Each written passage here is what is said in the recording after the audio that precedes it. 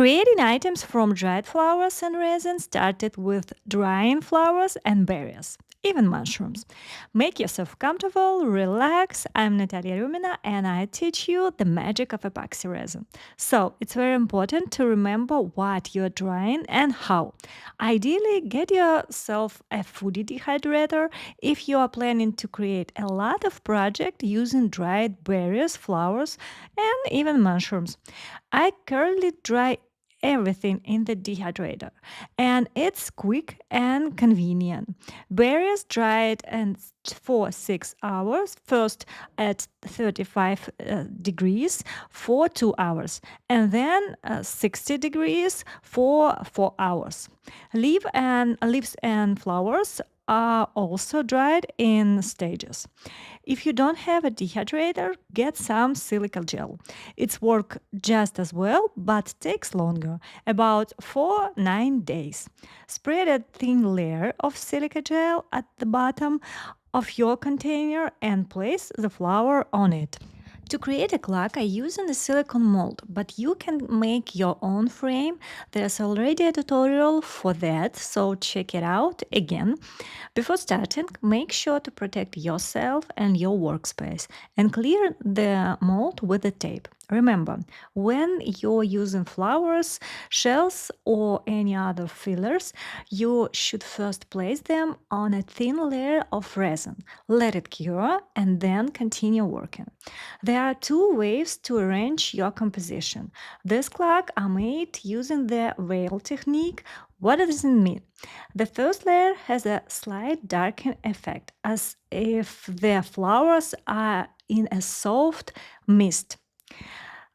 To create the veil effect, you need to tint the epoxy resin very lightly. I mix resin thoroughly and remove bubbles with the bubble remover from company Resiners.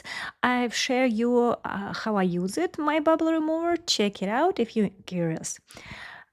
I pour all my resin into the mold and carefully remove bubbles. Be gentle. If you hold the torch on in one place for too long, you can burn the resin. Next, I lay out the dried flowers. I start with the large ones, and if they are fluffy, pour a little resin inside the flowers to avoid empty space when I place them. Once the flowers are arranged, I add berries and leaves. Don't press down too hard or they might become exposed on the other side. Then I let everything cure. After that, I pour 600 grams of resin tinted with 2 drops of black pigment from Resin Pro to create volume and leave it to cure. Once it's ready, I place a silicone bushing.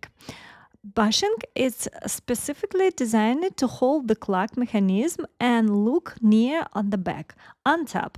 Then I pour a layer of a black pigment over everything and leave it to harden completely. Now comes the most exciting part: demolding, sanding, finishing, and polishing.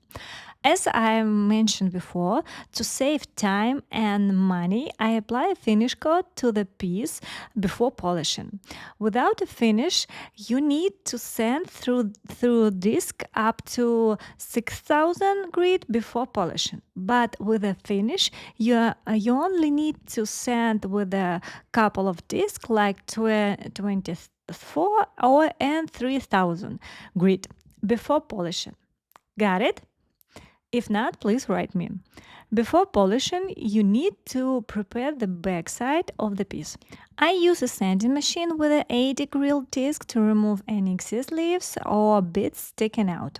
Then I drill a hole in the center of the clock mechanism. Important, make sure the drill bit isn't thicker than the clock mechanism shaft.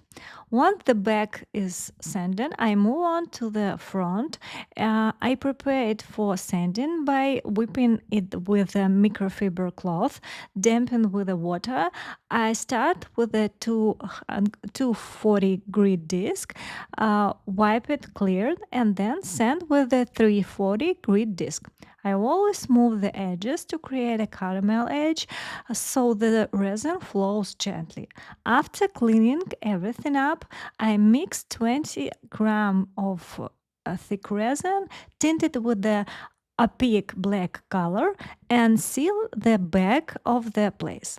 Once it's cured, I apply 3 layers of glue and let it each layer dry thoroughly.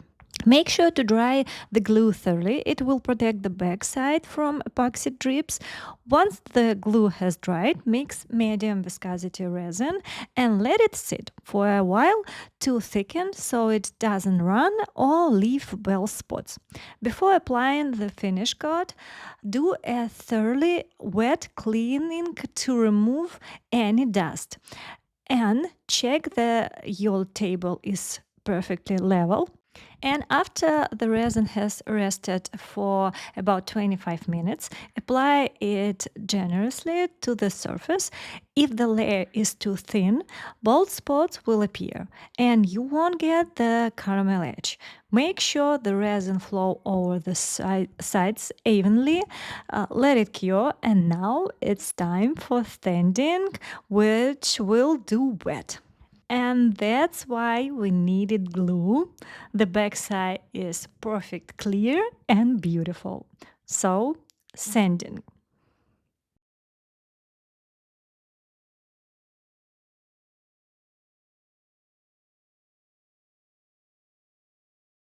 Dampen the surface with the water, like I told you before. Clean it with a wet cloth and switch disc. Before polishing, I use machine for sanding. Then I take polish machine and use 2 discs.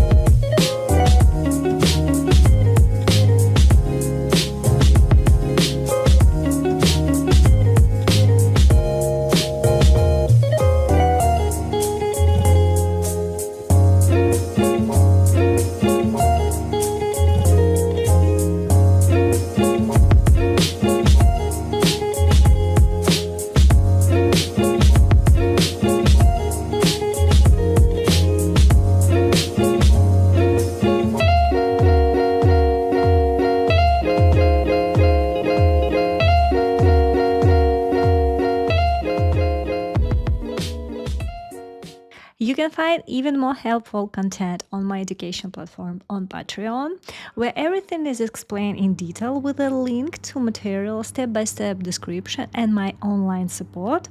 In a private Telegram group, you have permanent access and ongoing update with a new tutorial. Message me if you like to join. Have a nice day. Bye.